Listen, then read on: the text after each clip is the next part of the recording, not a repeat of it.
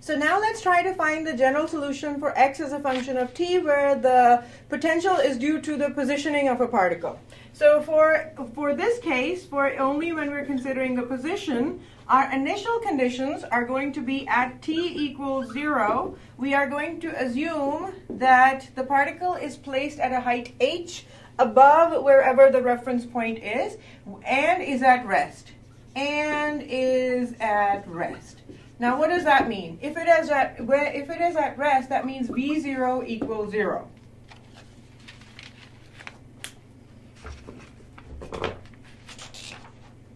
This implies if v0 equals 0, that means E total will equal U at h, which I'm going to rewrite is as mgh. Okay, I can plug this value in here, and for all general purposes, this is going to be mgx, and this is going to be mgh. Okay, so when I plug that in there, I'm going to get a 2 over m mgh minus mgx square root equals dx over dt. So moving things around, m can be taken common out, and we are going to get, now I'm going to rearrange all of these, and so follow along. It's not that hard. 2g, it's just like what we did before, 2gx square root dx equals dt. Note what I did, I just rearranged them. So this gets divided, this gets multiplied, and I flipped it over.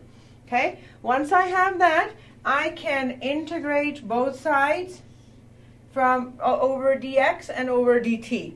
Okay, so this side of the integration is easy. Now we have to worry about that side, right? So this side will become 1 over 2g square root 1 over h minus x. Since this has a square root on it, I'm just going to write it as 1/2 dx equals from 0 to t, where t could be any time, will give me a time t.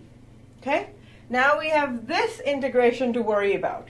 So this integration will be 1 over 2g with a square root, right?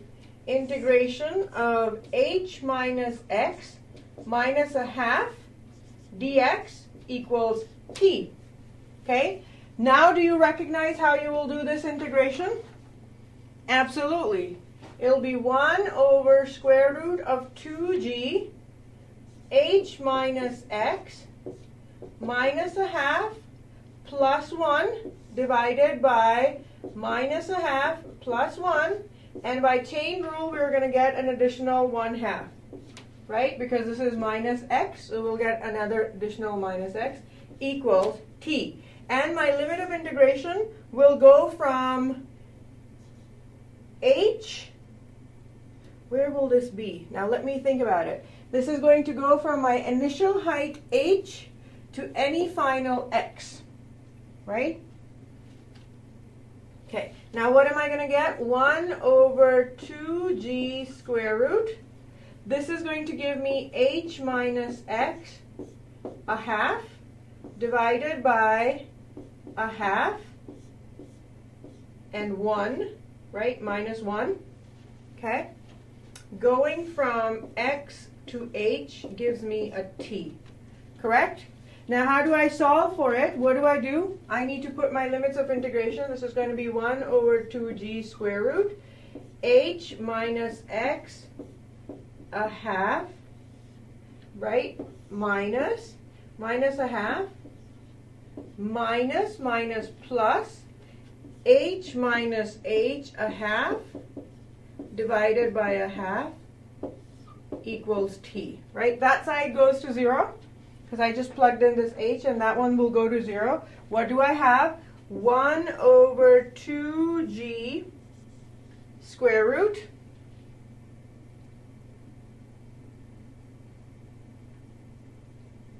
right? 1 over 2g square root and minus h over x 1/2 over 1/2 equals t.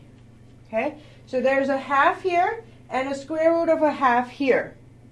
Right? that I can rewrite it as 2 over g square root a half. If you don't get how this is done, just do a little bit of algebra and it will make sense, right? Because square root of 2 square is equals to 2. Okay? So if that doesn't make sense, make sure that it actually is making sense to you. H minus x a half equals t. Okay?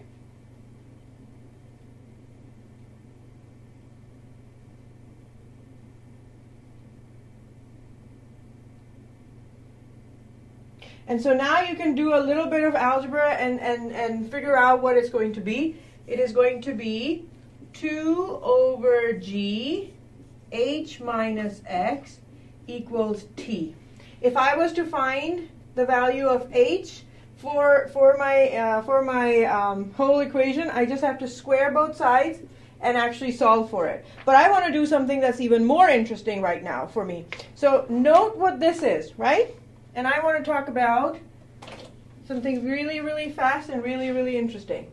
Okay, so I'm going to go back to my original equations of motion. Watch, this is going to be magic.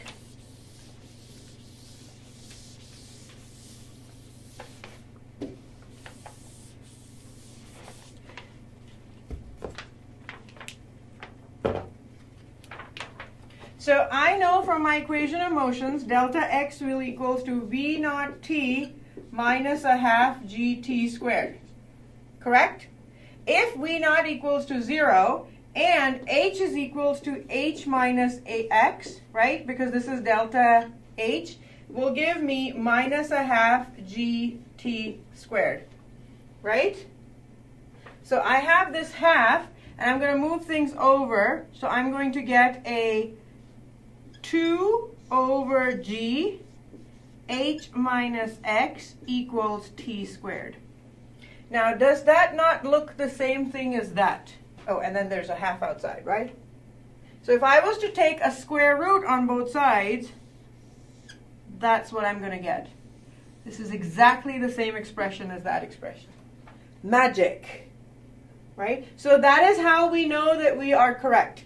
Whether we are doing a general solution this way or this is the general solution that way, right? And the problem that I'm going to leave up to you guys is, can you solve for this x, right? All it requires is for you to move things around, and that actually will be the same expression as that, just so you know.